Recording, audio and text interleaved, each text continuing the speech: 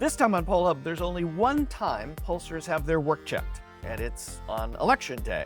This year, a lot of people have been surprised by the results of the latest election, at least in part because the polls were kind of all over the map, and even though we have not had time to dig through all of the data and to understand where polls were right and wrong, we are ready to give you some first thoughts. And because that's going to take some time, we're going to end it with a single fun fact, and this one is very topical, so stick around.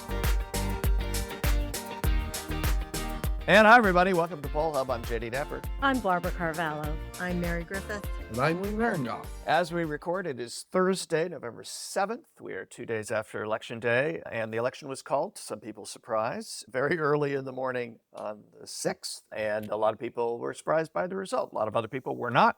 The polls, as we mentioned, I think it's fair to say that nearly all the reputable polls showed a very tight race, and almost everything was in the margin of error. So I do want to just lay that out before we talk about the polling and what happened in the election and all that kind of stuff, is that I don't think this is a case, and you guys correct me if I'm wrong, but I don't think this is a case where there was, in 2016, there was a sense that there were some wild misses. This does not seem to be the case here. Everybody that was a reputable poll was showing this was a very close race, and indeed, whenever the final numbers counted, it's going to be a very close race, at least in terms of the popular vote. It is not as close a race, obviously, in terms of the Electoral College, but that is not what we poll. So, Barb, I kind of want to start with you because we've had some long discussions already, and you've already been looking at the polls and what happened and what we do know and what we don't know. So let's start with you. So, Jay, I think you make a good point. The polls certainly gave us a narrative of this campaign and that this was a very close election. But it doesn't mitigate the fact that I think a lot of people were also surprised, particularly by the wide margin by which Trump won the Electoral College. Now, polls did give us a good sense of who was voting for whom. I'm not sure they gave us a great sense of who was actually going to turn out. And I think one of the things that we probably want to talk about is this issue of the difference between likely voters, which requires pollsters and pundits to add their special sauce, and is certainly not anything that we agree upon, and then to understand who's actually going to show up. But although the polls provided this narrative, I think the margin in the Electoral College was very surprising.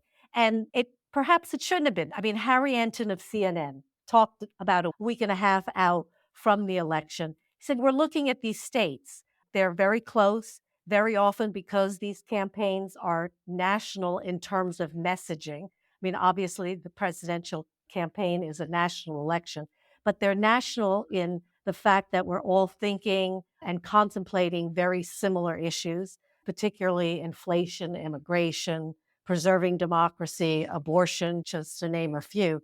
That when a candidate does particularly well in one battleground state, the likelihood is they are going to do quite well in the other battleground states as well. And it's almost like they're on a string, and once you start pulling that string, the dominoes fall. I know that's a mixed metaphor. I think I've been hanging around you too long, Lee. But nonetheless, I think that the magnitude of the win, the fact that the Republicans also take the Senate, and at this point, while we're recording, does look like they will also be taking the House.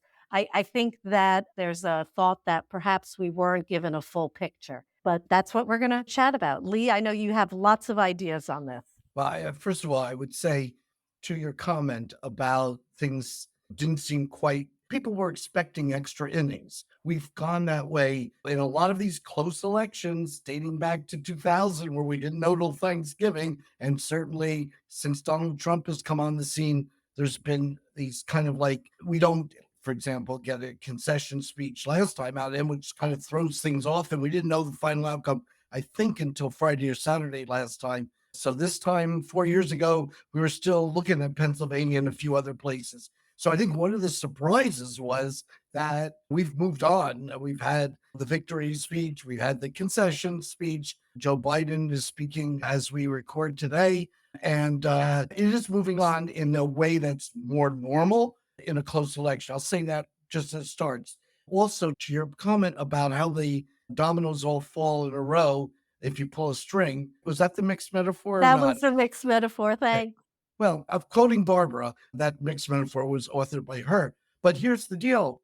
Since 1980, the three Rust Belt states that were being competitive, that were very sought after, Pennsylvania, Wisconsin, and Michigan, we've heard about them on the so-called Blue Wall.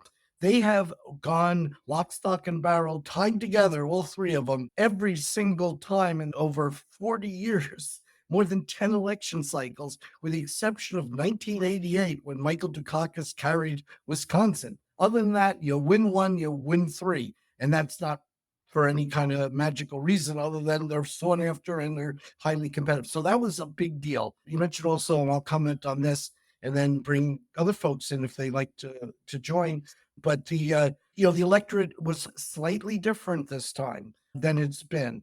We have seen in the last 30 to 40 years a decreasing share of the white vote and an increasing share of the vote that are people of color. That's been going steadily downhill. Bill Clinton, when he won in 1992, the electorate was 87% white.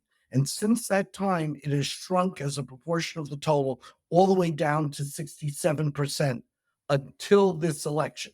And this election, it reversed itself and it went to over 70% white. So there's two things to say about that. One is Kamala Harris got a higher share of the white vote than Joe Biden did or Hillary Clinton did 8 years ago. But it's not a group she carries. So even though she did better among those voters, there are a lot more of them. And so that weakened her performance. And the opposite is pretty much true when it comes to people of color. Because there were so many white voters, that diluted the numbers for people of color.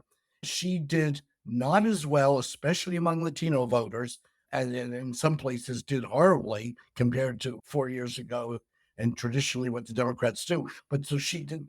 This was a group she didn't do quite as well on. There were a few of them, but it is a group she carries. So the group she doesn't carry had a lot more of them. She did better. The group she did carry, there were fewer of them, and she didn't do quite as well. So the recipe for this election was a little different, and we can maybe talk a little bit about that. But that's my quick general observation on what was going on out there. And Mary, why don't you throw in your 2 cents if you like?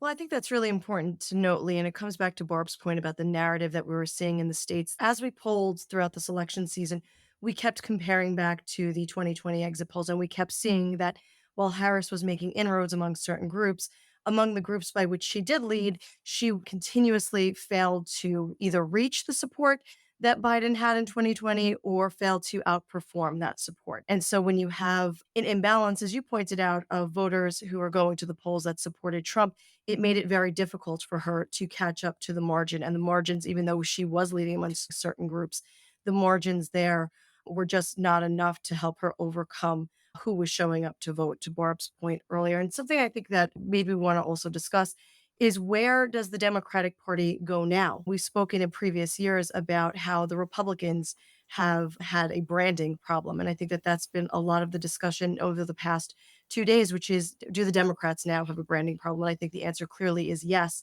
Where do they go, and how do they come together as a party, or how do they redefine themselves as a party coming out of the 2024 election? So Jay? many things to say about that, but Jay, you go No, next. well, Barb, I wanted to get back to the polls and specifically this likely voter model, registered Mhm. voters, and all that. Let's talk a little bit about that because I think there were some interesting things within our own polls that we found just in the kind of cursory analysis we've done Mhm. so far that Mhm. point to challenge that every pollster's been having since 2016 of capturing who's going to vote. And I think there's some really interesting conversations that are going to come out of this. And I'm sure we're going to be back to a big APOR conference on this as well.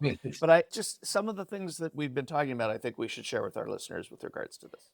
Well, also, and I think with regard to the states, in a sense, when we were in the battleground states, I think that those were elections easier to measure in some way because you're not dealing with the heterogeneity that you are nationally. And when I'm talking about the diversity, I'm actually talking geographic diversity because we find that geography is a very significant factor in how people are voting of late.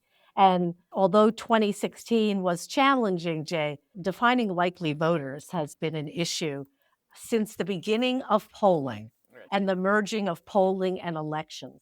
And the reason for that is because you are trying to measure a future behavior as opposed to something that already exists. And so until AI, we have robots voting for people Oh, that's instead great. of people.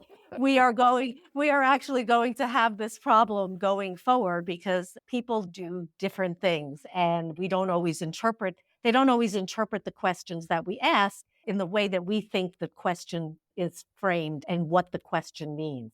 So we ask a variety of different questions about people's intensity in supporting a candidate, their interest in the election, the likelihood that they think that they're going to be going to the polls or participating and casting a ballot in an election. And every pollster and organization kind of has their own recipe, but it's not something that we all agree on. It's something we all struggle on. And I think what is very interesting when we look at political enthusiasm isn't always something that then ends up determining whether a person is going to vote for a candidate or not, especially in elections where I think many voters felt that they were either voting against a candidate and not necessarily voting for a candidate. Not to say that both candidates didn't have a strong base. Of course, there were a lot of people voting for Donald Trump and voting for Kamala Harris. But for a large proportion of voters, they still felt like they were choosing between two candidates that they really weren't too thrilled about. And so when we look at likely voter models, I think it's very hard for pollsters to distinguish between that enthusiasm and those people who are actually going to participate. And that said, it does affect the models. And maybe one of the questions we may need to ask in the future is, do we look at likely voters at all? Should we be just looking at registered voters as a group, as pollsters, and then providing some other measures of enthusiasm rather than saying these are the people that are likely to vote? We tried to do that actually in 2022. We tried to change the narrative and say, these are the groups of people that think that they're definitely going to vote and are enthusiastic about voting. And what happened when we tried to present that as a narrative? It wasn't really very well accepted by the media. In fact, the media would just use our registered voter model and not even look at some of the other models we had in interpreting who was going to vote. They wanted us to say, this is a likely voter. This is who's likely to vote, and this is the result that is going to happen. And so, like everything else, it's about how we have the conversation when we're talking about elections and politics. Just keep in mind that there's a lot of people who vote Well, before that's election right. day That's what I was itself. going to say. Isn't that an issue too? That so many people voted ahead of election day, and we're asking them questions 2 weeks after they voted or 4 weeks after we voted. We had talked about this on election day too. That this was a problem that was developing. It is full on now, where 2/3 of the electorate in some states voted before election day. And are we capturing them accurately? Are they telling us what they've really done? Well, see, I always thought that would make it easier. Because, first of all, if people have already voted, they know what they've done. I don't buy into the fact that voters lie to pollsters. I think it's more about the models and the statistics and the sampling of what pollsters do. And Lee has said this before, it's really a pollster cop out to then blame voters for not telling you the truth. I don't buy that at all. I do believe that there is a science to this that can be measured. So, two things. One, people are voting early. So we're not predicting a behavior. They've already done it. And so that should make us more accurate. The second thing is turnout, except for this time, turnout has been increasing over the last couple of cycles. And so shouldn't that make it easier for us to determine a likely voter? Because so many people are in fact voting. And what's interesting is neither of those things seem to have improved our polling models. And so, yes, I think we can't expect polls to get the numbers head on, nail them right on the head, because that is an unusual occurrence because polling and polling results are a statistic, meaning they're an estimate. So I think we should expect from polling to have a better measure and to have a better understanding of this concept of participation, whether people are participating prior to Election Day or on Election Day. We now have election month. We thought we were going to have election week in terms of the results and adding up the results. So I think it's back to the pollsters to be looking at the science and the questions that we are asking to determine participation. And I don't really buy into the voters lie and that it's just about who responds and who doesn't respond. It may be partly that, but it's about the science of it. And I think we can do a better job. Yeah, no, I think the question, I think to underscore your point, we also want tremendous precision in these numbers. And we right now have, for lack of a better expression, a 50-50 country. It's been polarized since 2000, if not before. And so we have an election where so many of the states are close that we can identify those that are one's going to go either way, and they're going to go within a point or two. Then that may be a precision on each of those estimates that goes beyond what the tool can actually, because we know there's a margin of error. It's a range. And we know that you want to have the right winner, but sometimes if someone's ahead by one and they lose by one, statistically, that's not a black eye. It just means you didn't get the right winner, but it's within your allowable range. So I think that's kind of like a big deal there. I think also there's a lot still to unpack about what the voters were doing. And Mary raised a couple of points earlier. We know a lot from the exit polls and a lot from our pre-election polls that we did about what was driving the electorate. I'd just like to do a few headlines, and I know we're going to pick up on this next week when we have a little bit more of a deeper dive into who voted where and for why and how all those things. But we know that when Donald Trump is on the ballot, especially in 2016 and this time, he gets the lion's share of what we call the double haters. And people in 2016, there were a lot more people who disliked both Donald Trump and Hillary Clinton, and he got them overwhelmingly in the last week. At this time, there were fewer people who disliked both of them, but Donald Trump actually had higher negatives. More people disliked him than disliked Kamala Harris. You would think that would mean something in the totals. Well, it does, unless he gets the bigger slice of the people who dislike both of them. And again, there looked like there were about 8% of the electorate disliked, and he got the lion's share of that again. So when it comes to the lesser of two evils, or whatever you want to call it, we know about turnout and how that can change. And we talked about there were more whites and less people of color and all that. But it's also, what do people do when they get in? And Mary, you raised a point, which I think we're going to talk about a lot next week, which has to do with branding and the Democrats, because the issues that were driving the electorate were not the issues that Kamala Harris was stressing. So what was driving the electorate? The economy, immigration, and a withdrawal to a more isolationist picture, which brings you back to the domestic scene and the economy. The Democrats were all about women's reproductive rights, the issues of democracy.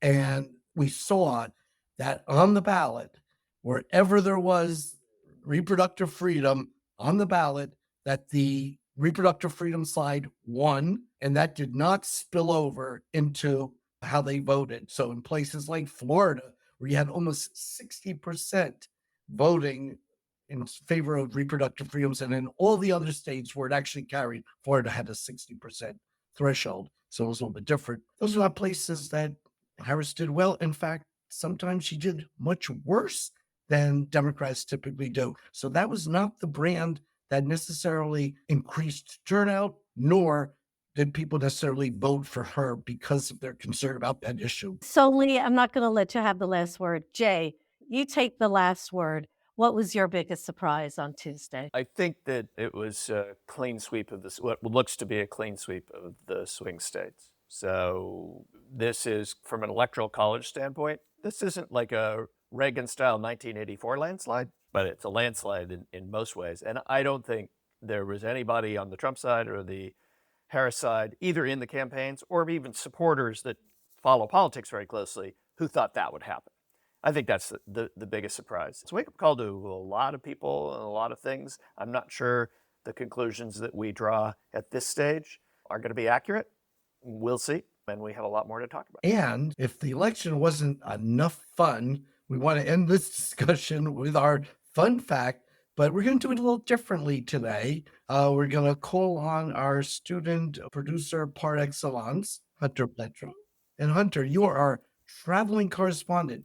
I get to go to places like Wappingers Falls and Fishkill, New York, and maybe Hyde Park on the way, heading to Rhinebeck. You like are transnational, you go everywhere. And maybe with Elon Musk, he'll be going to outer space.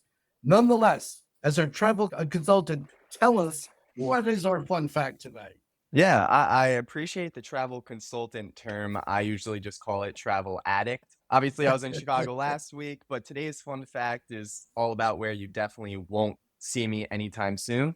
And the question is, which of the following national landmarks would you say is the least impressive? Mount Rushmore in South Dakota, Niagara Falls in New York State, the Grand Canyon in Arizona, the Alamo in San Antonio, or the Gateway Arch in St. Louis?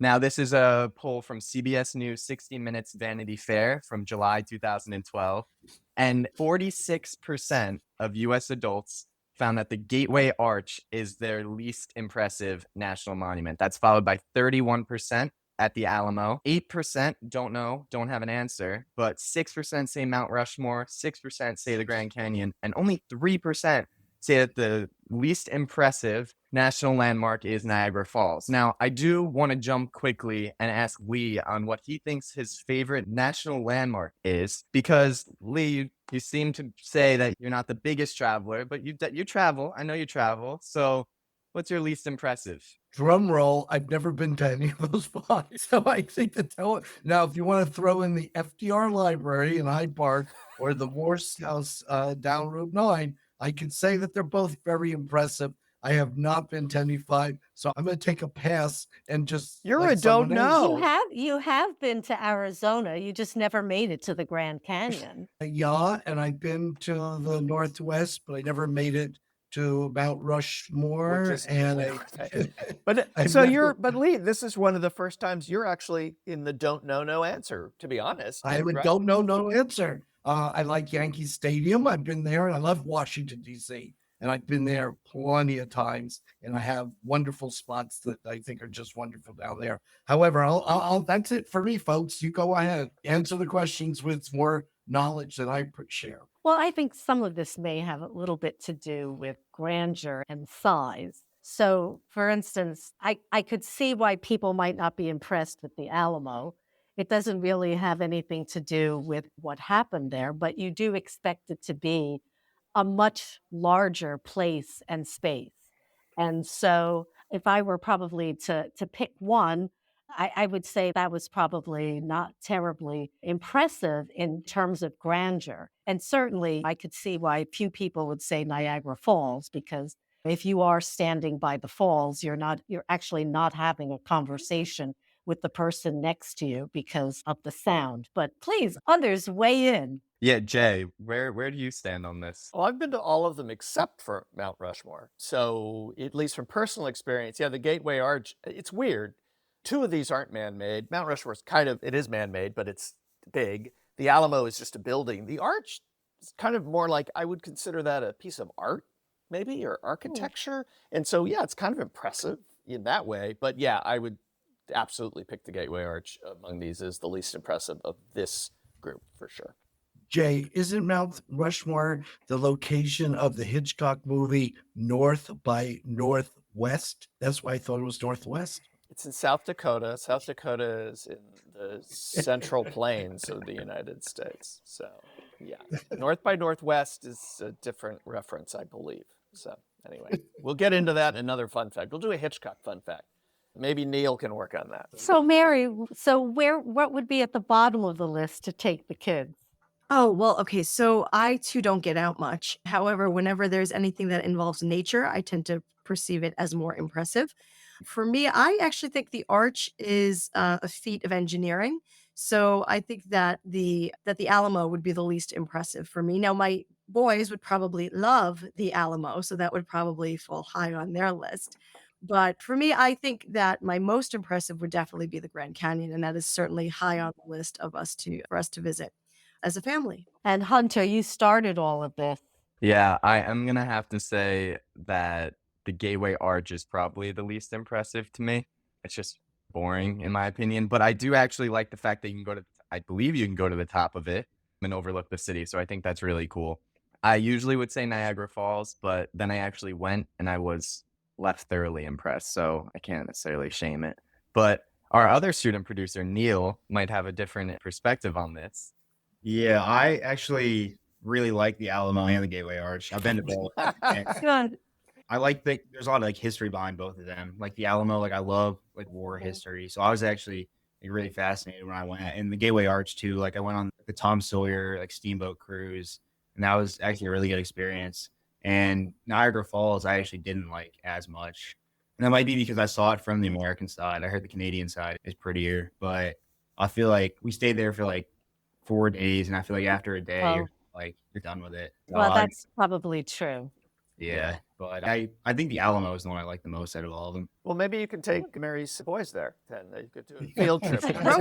Road trip. It's a long Yeah. road trip from New York, but hey, whatever. So Lee, wrap us up. I'm going to ask our travel correspondent, how many times have you been to see the Eiffel Tower in your approximately 20 years of age? I have seen the Eiffel Tower twice now in my 20 years of age, Oh. and both of which were within the last year. Yes, okay. Thank you very much. And thank you for pinching for me on the fun fact. I think we had just as much fun as we could have possibly had. Anyway, see you all next week.